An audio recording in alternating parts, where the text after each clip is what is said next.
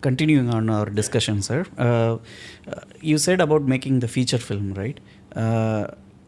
In olden days in Tamil film, I could able to see a lot of human and animal interactions in like Ramanarayan films, Devar films, all those things. Now it is very less. Why such kind of scenario happened? It changed because animal welfare has a lot of rules and regulations one needs to follow. There are still people are doing. I mean, there's one film which I was told in Tamil called Kumki. There are some films. There's one thing on dog which really worked. It still works, but wild, wild animal, domestic, and maybe tamed ones, and lot of rules, lot of changes when compared to those days, and that's one reason. Again, not full length film. There are some sequences in RRR. There is some tiger comes and attacks. There is one Puli Murugan. There's one film which is full of graphics, which is way of VFX. It works. But those concepts are still working. As you rightly said, that this shooting with the animal is not happening because of this. There's one way it's good. There's very lot of restriction. Even in feature film, if you use any animal, you need to have a veterinarian on the spot. I need to give a clearance. So a lot of ways good and a lot of ways not good. But the film which I am planning is nothing to do with the hero is not going to hug or play or fight with that. It's actual film with a hero, a forest officer. Actually, in his duty, I mean, normally they don't interact with animals. Even like me as a wildlife filmmaker, I just go sit in the vehicle, shoot and come back. So that way, my film is completely different. What kind of age group people like these kind of wildlife content? So I was told, if the film is something wilder, I mean, for a Discovery channel, I don't know, there are some channels which only for youth. That's become fight. They like blood and fight and mate and all this thing in those. That depends on kind of a story, Right. If it is there's a fight. The story is purely about clash of tigers. One tiger is going to fight with the other tiger. Story is completely in that. Then obviously it goes to those kind of youth channels. If it's purely a family story like mother and cubs, and there's National Geography, and they just try to they love the family audience. If you're doing something with purely a natural history thing, something which you first time you're capturing on camera, first time you're talking about some scientific thing, something which there are the new first. Never been shot before sort of a sequences if you managed to get it. Then it goes to BBC because their whole audience are little elite and their niche. It varies from subject to subject. But otherwise, generally speaking, if you ask me, most of the content is for universal from children to adult. So that's what I follow. I follow those sort of stories. And even for that also you need to get a censor and we need to get a proper animals welfare certificate. Right. Since we got permissions to shoot and we show it. So audience is universally all age group, I can say. Right. So lions used to hunt in packs. Like tiger also has the similar kind of nature. Lone fighter. Lone fighter because mostly female go. They are the one most of the time, once in 10 days. Right. They're alone. They everything alone. They are loners. They always they are their own territory. The mother takes care of these cubs, and cubs grow and they separate. Then they mate. Then again that's the way they are. They do. But male comes and go. Right. They hunt alone. Yeah. Tigers growing in zoo, how they adapt themselves in terms of their mindset? The thing is, what I was told, they live long more than the wild because they feed at regular basis. Right. Otherwise, it's like again, completely different behavior. They're in one constrained space. They move around a little bit, and here the whole behaviors are different, and the behaviors also changes. That depends on the situation.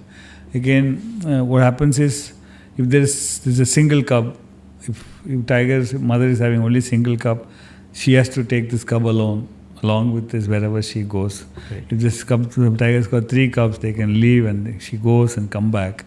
So again, situation matters. If there are too many males surrounded by this mother's area. So obviously her problem is completely different. She has to deal with this new male which entered into the space. So it all depends on the situation and the area. It changes in every sometimes every day we end up getting new sequences. The story changes. So since you regularly follow up, then you get to see them. It's not that you have one single story, you follow it up. It keeps changing. See how the wildlife photography is changing over the period of time. You would have seen it for last 18 years, right? When you started, things would have been completely different from what is now. So what kind of changes you have noticed? Changes is after this DSLR revolutions, things have changed. Lots of people can afford cameras. Earlier what happens is wildlife means very few people because long lens and it's very expensive. Now it's also expensive, but you can see a lot of youngsters, particularly youngsters, they have very good DSLR cameras and long lenses. A lot of people have invested more than 10-15 lakhs worth of equipments, and the social media, they just wanted to put it. And that's one way it's good, because of that you get to see a lot of new tiger movements and a lot of images, which is also good. People can see. If you see from other side, one can see the kind of access which they can get into the forest on a daily basis. So it gives a positive feedback to others. People always think tiger attacks, humans. Here, since you see every day some new sequences, they also think, okay, tiger is also friendly. It's a good thing to, go to safaris, and tourism safaris become it's a lot of people are addicted to that. If you see, most of I'm talking about tiger safari because, the 3 months, 4 months in advance, all these online bookings are done. It's a huge market, and a lot of people it's good business. Hotels, homestays, and room, and mentors and photographic mentors, and lot of cameras, and particularly now. Earlier it was still camera. Now what happens is after this new revolution again, people started taking small clips and put musics, and if you see in social media, you can see a lot of songs and music. It's good because that's changed, and I know what is lacking is they need to tell a story which is not there. It's just a lot of images which without any story. But I always tell them, people should tell their own experience. They should add their own stories in that. Then more people can see it. People always love to see hear others' experience, and that with tiger is good. What kind of future you are seeing for this wildlife photography?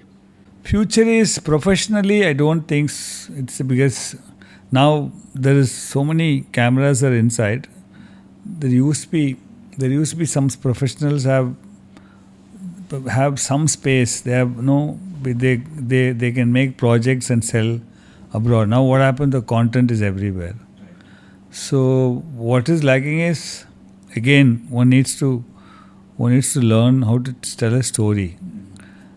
Just datas are not going to help. If at all, what's happening again is everyone invests 15-20 lakhs worth of equipments, and coming and going and traveling from Bangalore to these tiger parks is very expensive.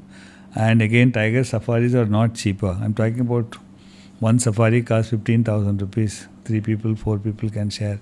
So overall, if you see the amount of money they spent, I don't think they're making money. Right. But a lot of people, passionate people, are doing it. Some people burn. It just they start and after 3 months, the same enthusiastic is not there. But yes, I still believe if they make small shorter form videos and tell stories, is going to definitely there will be a revenue. Monetization can happen. For that, they should seriously sit and do it. But what's happening is most of the people are passion. They're not serious filmmakers. And if they do it as a serious profession, there's a great potential. That's what I say. Yeah, after this OTT revolution, now we have ability to reach like 177 countries, and the moment you make some content, there are viewers from different parts of the world where we don't even know that kind of country exists or not. So this possibility in digital age, what kind of avenues can be opened up for the wildlife photographers and filmmakers? You see stocks, in terms of monetization you're asking. See, stocks is one thing which they should professionally do it, color correct it and put it. There are a lot of stock agencies they're looking for. But again, what sort of a stock is, you need to have a photo, even a photograph should tell a story. So general stocks is not going to work. I mean, you can see in all these stock agencies, loads of stuff. So they need to work on it. It's not that just click a photograph and upload it, sell it, hardly. And I can see a lot of digital wildlife environment based OTT platforms are coming. That's one thing. I mean, there is a revenue. They are very happy to take edited programs. They're coming up. It's like, I mean, I think it looks like it's going to be slowly growing. So there is a digital platform which specialized on this environment and wildlife. Not only environment and wildlife, even organic and all the other things. So there's great potential in terms of making programs, small programs, and post it. And yeah, it is growing. But what I can see is again 3D films in feature length, high-end professionals. Yes, I don't know the kind of a potential which is going to come, because wildlife, again, you need longer lenses. You try to capture the behaviors. But as an experience, one can get into the forest and maybe something which you can closer access. Maybe in underwater, that's a great space, because that's one thing which you can literally go closer to that. So that can be, you may get a good, those new media stuffs. That's a great potential for it. Drones, yes, obviously that's one thing which is a very great invention which I believe in, because that's one thing which changed the whole perspective of seeing the whole thing which had never been seen before. That's great potential. If you see those, there's a lot of this thing. Again, in national park in our country, they don't allow to fly, but with permissions, yes, there are some restrictions.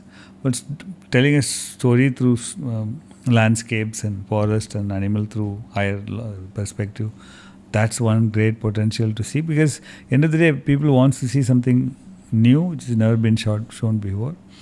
So that way, if you see things are growing and every day, hopefully, but everything again comes back to storytelling. Even if you, I mean, maybe after a point, if you keep posting some good images, after a point, people want to see, something, some story or some experience, something from those images. So what about the opportunity for making 360 3D content for wildlife photographer? I'm still exploring. I mean, yes, in a wider perspective, yes. Closer perspective in our country, Africa, yes, maybe. I mean, there's places like Africa that why yes is because it's open space, and there the rules and regulations are different. Right. You can go closer, and professionals got a special access. And here, I don't think so, because I know, I mean, till now, last whatever the years I'm working, we are not allowed to go off track. Right. We have to shoot only from the tourism zone. And we are supposed to maintain some 30-40 meters distance from the animal. Right. So these restrictions, and the day, I think there's always things will change, because if the minute you start using a telephoto lenses, I need to explore it. Maybe we can, the possibility, but our forests are very dense. It's not that, there's one thing, it's not open, Right. So that way, I don't know about wildlife, but yeah, in environment, adventure space. Right. Adventure space like river rafting and climbing, and those areas, yes, there you can literally go, and underwater. But I think there's always something. I hope the way things are going, we will get technology will come out of something which you can also do in wildlife. Right. So So, as part of this last segment, I want to cover a few things related to virtual reality. So, this segment is sponsored by Mayavi Meta Private Limited, and we have some wildlife photography or videos in VR. So, I want to give you a first-hand experience of how it looks like. Then you can give us the feedback. Yeah. Great. Yeah.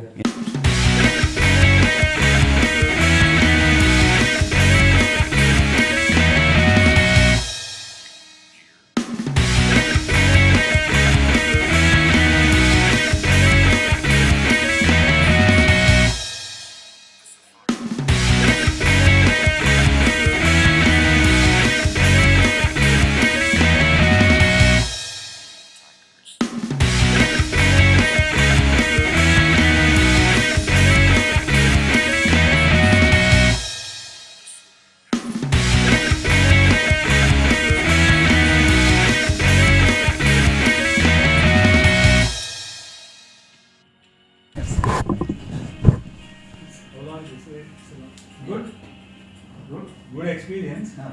So there are a lot of things we can do with this one. This one gives, why it's good is because you can see these animals very close. Yes. The whole perspective of people's thinking, tigers are dangerous.